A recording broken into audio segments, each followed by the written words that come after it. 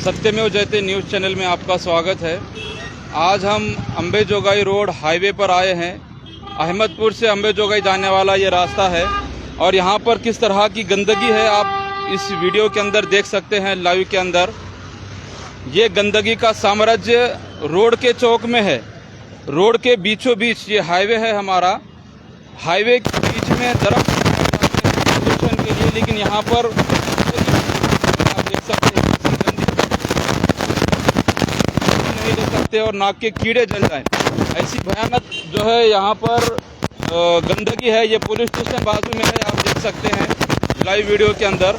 और पुलिस प्रशासन के सभी कर्मचारियों को इसकी वजह से बीमारी हो सकती है, आज़ार हो सकते हैं, तकलीफ हो सकती है। आप देख सकते हैं किस तरह की गंदगी यहाँ पर फैली हुई है। प्रशासन इस पे ध्यान देने के लिए तैयार नहीं है। ये देखिए नगर परिषद प्रशासन का हाल, हाईवे की हालत देखिए। हम आपको बताएंगे कि किस तरीके की स्वच्छ अभियान प्रशासन चला रहा है। ये हाईवे के ऊपर हम लाइव वीडियो आपको दिखा रहे हैं। ये देखिए गंदगी का साम्राज्य, ये हाईवे है और ये गंदगी का साम्राज्य आप देखिए। यहाँ पर एक जानवर मर के पड़ा हुआ है, बिल्ली है शायद से। ये देखिए आप हालत। ये है हमारे अहमदपुर शहर की स्वच्छता, यह है हमारे अहमदपुर शहर की स्वच्छता और ये हमारा स्वच्छ अभियान अहमदपुर शहर के अंदर चलाया गया है। ये आप देख सकते हैं वीडियो के अंदर जानवर और गंदगी यहाँ पर मर के पड़ी है और कैसी भयानक बदबू ये गंदगी की वजह से आ रही है। हमारे साथ यहाँ पर स्थानिक, यहाँ के आसपास के अड़ोस पड़ोस के लोग भी हैं, हम उनसे भी जानेंगे। ये आप देख सकते हैं किस तरह की गंदगी रोड पर फैली हुई है। यहाँ से कोई इंसान गुजर ही नहीं सकता। ऐसी गंदगी शहर के बीचों बीच यहाँ पर फैली हुई है। आप देखिए वीडियो के अंदर कि किस तरह की गंदगी यहाँ पर फैली है। लाखों रुपए खर्च प्रशासन स्वच्छ अभियान पे करता है और ये गंदगी शहर के बीचों बीच है। ये आपने गंदगी का साम्राज्य यहाँ पर देखा, कैसी भयानक बदबू यहाँ पर आ रही है। स्थानिक हमारे साथ यहाँ के नागरिक उपस्थित हैं, हम उनसे उनकी प्रतिक्रिया जानेंगे। या ठिकाणी जे घाण पडलेलं आहे, नगर परिषद प्रशासन याला उचलत नाही, साफ करत नाही, ह्यामुळे काय तुम्हाला त्रास होत आहे? या सगळ्या घाणीचा त्रास असा आहे की माणसं आजारी पडतात, रोज उठून दवाखाने करावे लागतात। नगरपालिका याची देखरेखमध्ये हा कचरा उचलत नाही आणि अशी निष्काळजीपणाने नगरपालिका आपलं कामकाज पाहत आहे। पलीकडे पोलीस स्टेशनचं कंपाऊंड वॉल आणि पोलीस वस्ती आहे, त्याही क्षेत्रामध्ये पूर्ण घाणीची साम्राज्य पसरलेलं आहे। तरी माझी विनंती आहे की आपण या ठिकाणी या स्वच्छतेचा अभियान चालू करून नगरपालिकेनं आपलं सर्व कचरा उचलण्याचा कार्य करावं अशी आमची विनंती आहे। आणि आमच्या तिप्पनानगरमधील रहिवाशांचं राहणं मुश्किल होऊन गेलेलं आहे। आजारी पडलेले लोक आता दवाखान्यात भरभरून आहेत। तरी अशी एकच विनंती आहे की नगरपालिकेने आपली ताबडतोब स्वच्छता अभियान चालू करावं। स्वच्छता अभियान तर अहमदपूर शहरामध्ये लागू आहे आणि लाखो रुपये स्वच्छता अभियानाअंतर्गत खर्च होतात, प्रशासन खर्च करते, तरी पण या ठिकाणी स्वच्छ केले जात नाही। ह्याचं कारण काय आहे? कारण हेच आहे की कर्मचाऱ्यांना आदेश देऊनही ते कर्मचारी काम करत नाहीत, निष्काळजीपणा फार दाखवतात आणि अशामुळे हे सगळे घाणीचं साम्राज्य त्रासदायक होत आहे समाजासाठी। ह्या घाणीमुळे काही तुम्हाला त्रास म्हणजे आजार, डेंग्यू, मलेरिया असल्या काही आजार होत आहेत का गल्लीमध्ये? आपल्या आजार आहेत ना, त्याच्यामध्ये माणूस दगावला तर याची जबाबदार कोण घेणार? प्रशासन घेणार का या जबाबदारीचा? डेंग्यू मलेरियाचे आता पण पेशंट ऍडमिट आहेत आमच्या इथले काही लोक। या गल्लीतले काही पेशंट दवाखान्यामध्ये ऍडमिट आहेत, ह्याचा जबाबदार प्रशासन आहे का? आणि ह्याची दखल प्रशासन घेणार का? ह्यांचे आजाराचे जे काही खर्च येत आहे ते इथलं नगर परिषद प्रशासन देणार आहेत का? ह्यांचं असं म्हणणं आहे। आपण अजून दुसऱ्या कोण जाणून घेऊ। तुमची काय प्रतिक्रिया, तुम्ही काय सांगणार? प्रशासनाला तुमची काय विनंती असणार आहे या ठिकाणी? सकाळी गाडी येते पण गाडी काही इथं थांबत नाही, येते सरळ इथून खाली निघून जाते गाडी। सकाळी ट्रॅक्टर बी येणार पण दोनच टोपले उचलून जाते, एवढं पडले कचरा ते कोणी उचलणार? सकाळी दोनच टोपले उचलणार, टाकणार आणि आपलं सरळ निघणार जाणार। कचरा अजिबात उचलत नाही तिथला।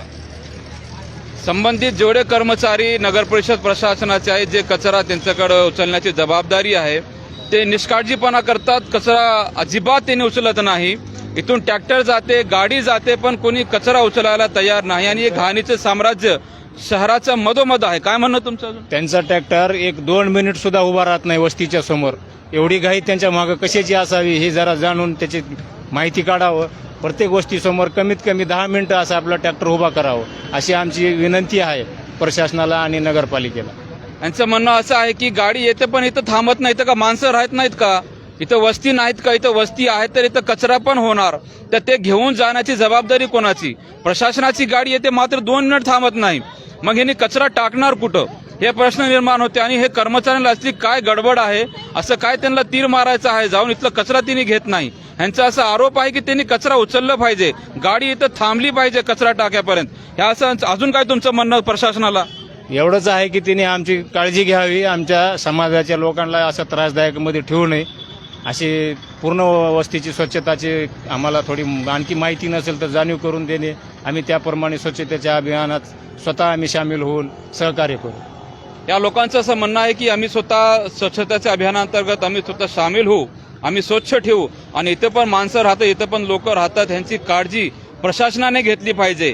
यापुढे जर इथं काही आजार झाले, लोक आजारी पडले तर ह्याची जबाबदारी नगर परिषद प्रशासनाची राहील का, असं इथं प्रश्न निर्माण होतो. काका तुम्हाला काही सांगायचंय? हे जे इथं घाण पडलेलं आहे ते उचलायला पाहिजे का नाही? नाही उचलाय पाहिजे. उचलायला पाहिजे. हो. प्रशासन उचलत नाही, ह्याचं कारण प्रशासन उचलत नाही. प्रशासनाचे जे कर्मचारी आहेत ते हलगर्जीपणा करते, तिथं गाडी थांबत नाही. तुम्ही काय सांगाल त्यांना? नाही उचलायला पाहिजे, गाडी यायला पाहिजे, रोज उचलून घेऊन जायचं रोजच्या रोज. रोजच्या रोज जर हे कचरा घाण हिने उचलून नेलं असतं तर एवढी घाण इथं पडलेलं नसतं, एवढं घाण इथं झालं नसतं. ह्या येथील नागरिकांचं असं म्हणणं आहे. हे तुम्ही पाहू शकता हे घाण किती आहे, आम्ही त्याच्या जवळ पण जाऊ शकत नाही. जर कुणाला असं वाटत असेल की इथं घाण नाही आणि वास येत नाही, तिने स्वतः येऊन इथं पाहणी करावी. मुख्याधिकारी साहेबांनी इथं येऊन 2 मिनिट थांबून दाखवावे. आमची अशी विनंती आहे की मुख्याधिकारी साहेब आणि नगर परिषदचे जे काही स्वच्छता कर्मचारी आहेत त्यांनी येऊन इथं फक्त 2 मिनिट थांबून दाखवावे इथं किती घाण वास येत आहे. तुमचे नाकाचे किडे जर नाही मरले तर आम्हाला सांगा. एवढं घाण उचलण्याची जबाबदारी कोणाची?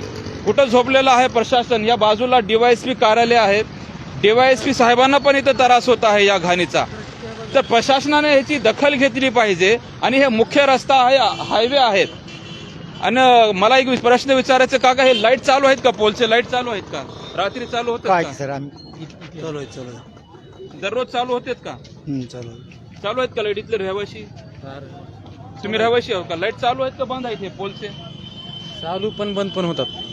मी तर कधी चालू पाहिले नाही तुमचं, मी कधी पाहिले नाही चालू. रात्री सगळं प्रत्येक वेळेस मी बघतो बंद राहतात. चालू आहेत का बंद आहेत? आम्ही ह्याला अजून विचारून घेऊ. हे जे लाईट आहेत पोलचे चालू राहतात का बंद राहतात? रात्री चालू राहतात की पाऊस आल्यानंतर बंद होते. बंद होते. कंटिन्यू चालू राहतात का? कंटिन्यू राहत नाही. या लोकांचं असं म्हणणं आहे की हे कंटिन्यू चालू राहत नाही, पाऊस आला की बंद पडते. तर संबंधित हायवेच्या गुत्तेदारांनी आणि इंजिनियरनी ह्याची दखल घेऊन हे लाईट कंटिन्यू चालू झाले पाहिजे असं नियोजन येथील रोडवर केलं पाहिजे.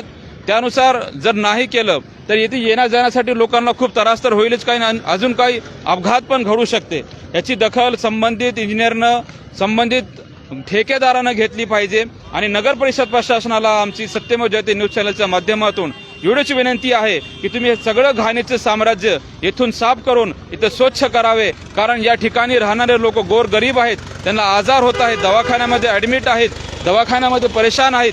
याची जबाबदार कोण? आणि हे जे आजार होत आहेत त्याची दखल प्रशासनाने घेतली पाहिजे. यांचे इलाजाचे पैसे प्रशासनाने दिले पाहिजे. या सत्यमेव जयते न्यूज चॅनलच्या माध्यमातून आम्ही विनंती करतो. थांबतो. जय हिंद.